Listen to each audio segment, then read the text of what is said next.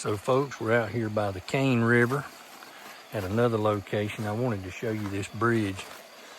The amount of water that came down through the Cane River ripped the railing off, literally broke it off. The locals piled logs up along the edge of the bridge so people would not drive off of it.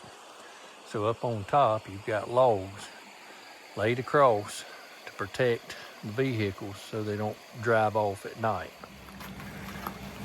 While we're here, let's just test the water quality here on the Cane River. Look at that, folks. It's a 13. There it is. Water temperature 70. 12 and 13. That's really good. However, we're still not seeing any fish in the water. But it's awful clear. Still hazardous though, with a lot of metals and things hidden down in between the rocks and stuff. You can see here where underneath the bridge got eat out by the force of water. The force of water going over the railing on the upward side and pouring over the downward side was what ripped that other railing off the other side of the bridge. The beams are now exposed, so this bridge is going to have to be replaced totally, end to end.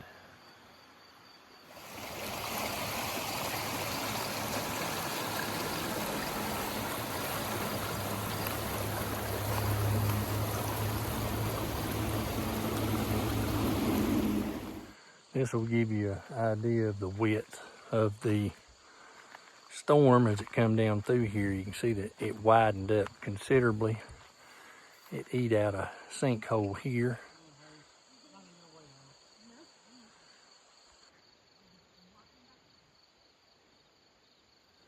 Water got up on that building.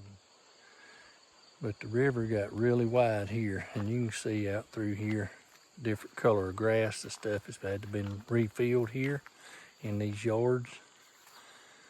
And it all depended on where you were at. If you were on a straight stretch, you was vulnerable. If you was in a outside turn of the river, you was vulnerable. And if you was on low ground and it widened up, you were vulnerable. You can see off in the distance, folks, they took heavy equipment and pushed these rock up to form an embankment to keep the river and get it back into the channel where it was located originally, and try to keep it from coming back through here again if there's another storm. But it went way on out. You can see where it ate the bank out and everything down through there. It even went in behind this house. It tore the building up, blew the door off the front of that building, and then came through here, ate out the driveway, and that type stuff here.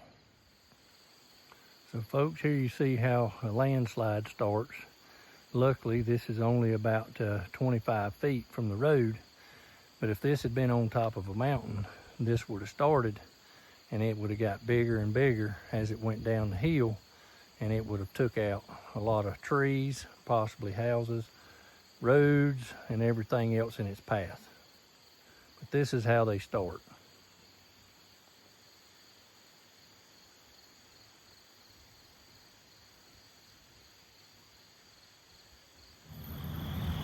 And a quick look at the logs used for railing on the upper side of the bridge and how they've fixed it so that nobody will drive off of the bridge not knowing where it is beginning to be unsafe.